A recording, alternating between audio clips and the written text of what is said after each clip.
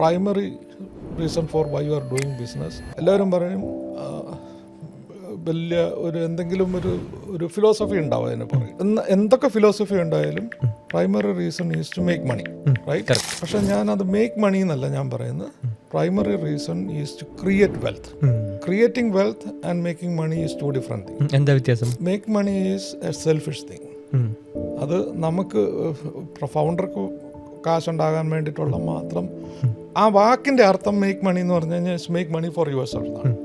Create wealth എന്ന് പറഞ്ഞു കഴിഞ്ഞാൽ you are creating the wealth for the company, you, your co founders, your employees, people who stayed with you, your investors.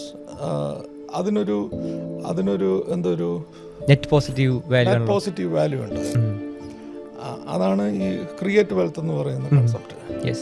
അപ്പോൾ startup is working on the concept of creating wealth.